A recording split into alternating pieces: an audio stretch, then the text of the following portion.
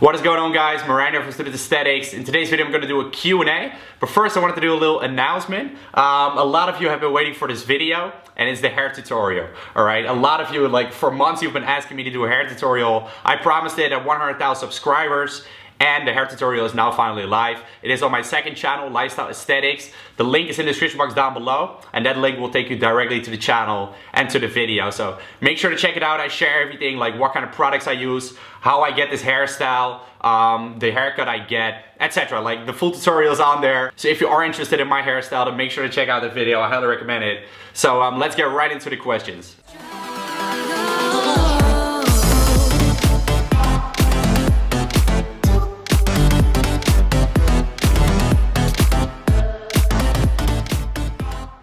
Just like your legs push through routine, are you ever gonna post a full body routine for 3 days a week on YouTube? Yes, I actually promised this some time ago on my social media platforms, on YouTube as well, I think. And I'm still working on it. It is coming, guys. I've been slacking, you know, honestly. I've been so busy the last couple of weeks that I still haven't made it happen. But when I promise to do something, I will make it happen. So it is coming. I'm sorry for the delay, but stay tuned. It is definitely coming soon. Are you coming to the FIBO expo in Germany? Yes, I am, and that is actually gonna be in about 1.5 weeks from now. So I'm pretty freaking excited. All right, it's gonna be, I'm gonna be there for the weekend. So I'm gonna be there on Saturday and Sunday with my protein as an athlete. So that's super cool because last year I actually was there together with a friend of mine, Akram, and I told him like, next year I wanna be here with my protein, and it's going down. So that's super awesome. I'm really excited. So if you guys are gonna be at the FIBO, then make sure to come and say hi, take a picture, have a chat. Gonna be epic. Why did you choose to have a lean and muscular physique rather than a bulky, bigger one? Are you calling me out here? You're basically saying I'm skinny as fuck. Thank you, bro. I'm just kidding. So why did I choose to have a more lean and muscular physique? You know, I guess when I got into lifting, my goal, I saw these people on movies, you know, Hollywood movies, those type of physiques, those were my goal initially. When I got into lifting, I thought those goals were amazing. But then I kind of like started, you know, in the fitness industry, the physiques of Hollywood actors are really not impressive. You know, we got to a lot bigger standards nowadays. Like the standards have drastically like changed over the past couple of years. And so when I got into lifting, you know, I got bigger and bigger. At that point, I wanted to get like freaking huge and muscular. Until I started to realize that those people were on steroids. At first, didn't really know. I thought, you know, I could get like huge as shit. But then I found out that that was not really possible. So I kind of look back at, you know, what was my initial goal when I started lifting, and that was not to be like the biggest blown up guy that was walking around. Like that really wasn't my goal when I started. So I kind of got back to that. And you know, because I started lifting kind of like for girls, right? I think most guys that start lifting, they start lifting for girls. Then I started to build like this big, huge, bulky physique, and I realized like that's really not what girls want. So why did my plans kind of like change to that when initially that wasn't really my goal? So that's when I kind of got back to the goal of having a more aesthetic, muscular, lean physique. And ever since, that's kind of what I've been kind of like trying to obtain. And even when in my bulking phase, I try to stay fairly lean because that's really my goal. My goal is not to be like huge and blown up. And next to that, I know that naturally that's really not gonna happen. Combined with my genetics, I'm really not the type of person that can get really huge. The heaviest I've ever weighed is 90 kgs, and back then I was fat as fuck. So right now, during this bulk, I've bulked up until 85.5 kgs, which for me was a really big deal at that body fat. So this is kind of like the best physique I've had, I would say. But yeah, really I think just, you know, the standards of the fitness industry keep increasing, and initially that was never my goal. So when I saw all these people in the fitness industry, it started to slowly become my goal as well, and then I realized like, no, this is really not what I want. So I just, you know, my goal is just to be athletic, aesthetic, have that natural looking physique, not to be like too overly shredded, obsessed with lifting. Lifting is a part of my life. It doesn't take over my life. So I don't want my physique to stand behind that kind of like aspect as well. I just want a great physique. That's it. You know, the beach body. I think the beach body is what ultimately was my goal when I started lifting, and I just need to like hold on to that. I think beach body is freaking amazing. That's the shit. What is the meaning behind your tattoo? Right, so a lot of people would ask me about this. I'm not sure if I ever mentioned it in a video. I may actually have, but you know, I got so many new subscribers, new videos. I got a crazy amount of videos on my channel. So the meaning behind it, I basically got it when I was in San Diego. So you know, after I finished college, I went to San Diego to do like an English course. I was there for about half a year, and during that time I got the tattoo. Ever since I was young, it was kind of my dream to ever like visit the United States, and it actually has been my dream, and it still is my dream to one day move there and live there. California, I think it has always had a place in my heart. I'm not exactly sure why, guys. I probably can't even explain it, but when I'm there, I just feel amazing. Yeah, that's kind of how I felt ever since I was young. And so then I moved there and I lived there, and the expectations that I had, they just were completely true. They turned into a reality. And when I was there, I was so happy when I was there. And I don't know, man, it felt like really like a dream. And so when I was there, I actually put the tattoo on my back. I love tattoos. I really wanted a tattoo. So I was 17 back then. And so the tattoo itself is the state California with all kinds of memories in there. And that was an idea that I got myself. And I had somebody draw the tattoo actually from my school. And then I had it redrawn at the tattoo store. So it really was my own idea that I kind of put into place. And I really still think it's an amazing tattoo. I never regretted it. So the meaning behind the tattoo really is just a memory from there. I wanted to go there so bad, and then I did it, you know. That was the first time I really went somewhere on my own, right? I went to the USA, I didn't know anybody. I went there on my own when I was 17 years old, and I put myself out there in the world. And for me, that was really a scary thing, because I've always been surrounded by friends and stuff. So I kind of put myself into the dark and on my own feet. And you know, for me, that was kind of the starting point of developing myself in life, I feel. So that's also kind of like the reason I got that tattoo. And the tattoo reminds me every single day that I want to move one day to California. And that is still my goal, guys. That is still my goal. Whether I'm gonna move there permanently or I'm just gonna, you know, be there like half the year and then half the year in the Netherlands. There are many options I can do. At the moment, I'm just traveling a lot, and it's really not my main goal right now to move there. But one day, it definitely is my goal. So I hope that kind of answers your question. I really love tattoos, by the way, and I want to get more tattoos. I really want to put something on my arm. I've been thinking about it for years now, and I'm still not exactly sure what I want. So I'm gonna continue thinking, because I think a tattoo is a really big thing. Your thoughts on machines versus free weights? I think both have their place. Personally, I don't use that many machines. You gotta see machines as isolation exercises and then free weights as your compound lifts. And even on most isolation exercises, you still wanna use free weights.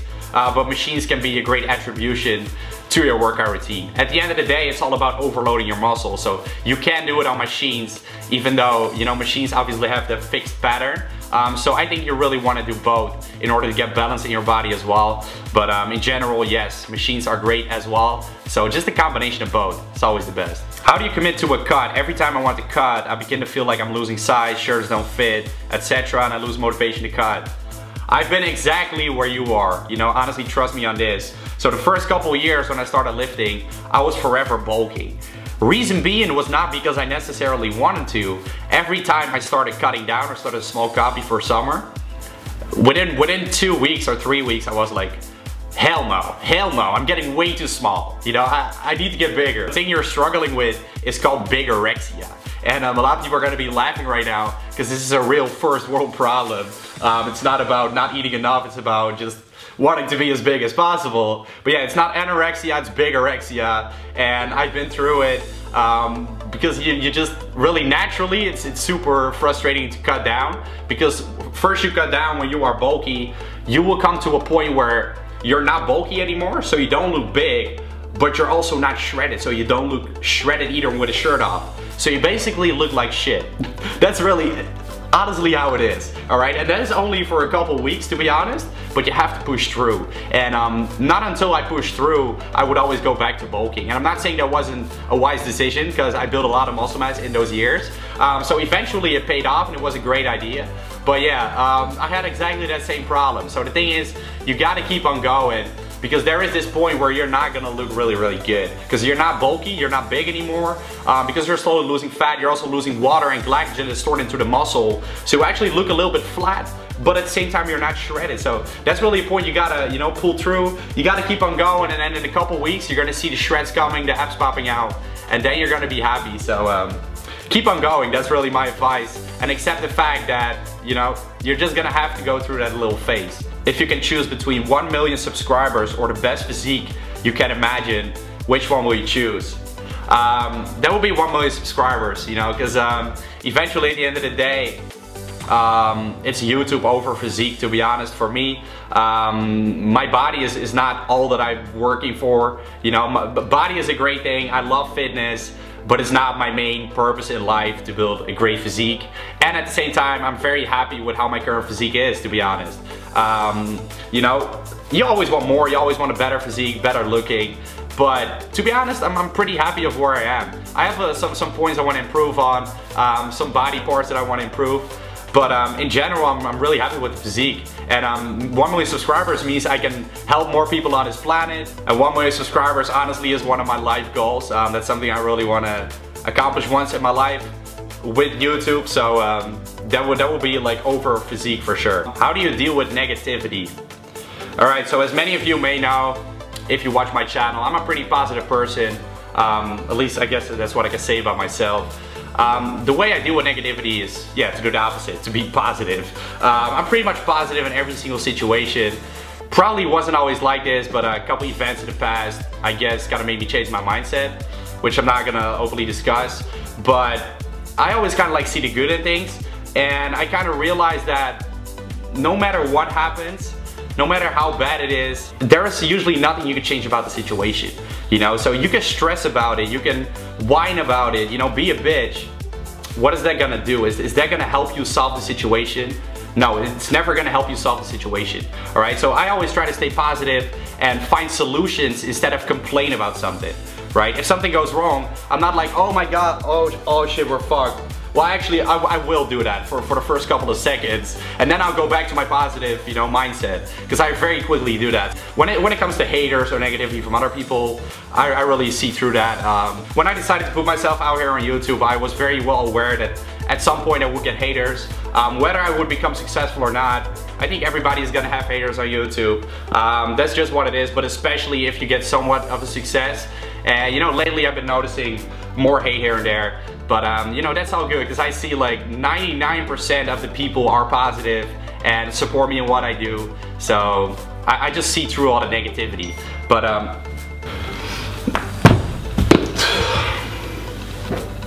I'm a very positive person. I feel like, you know, life is too short to like complain, to whine about things. And at the end of the day, I think the goal of every person on this planet is to just be happy, right? So I feel like you should make the best out of it, best out of every single day. And in order to do so, I feel like being a positive person really will help you with that, and will not only help you with it, but would actually help other people, and you know, make the lives of other people around you a lot better.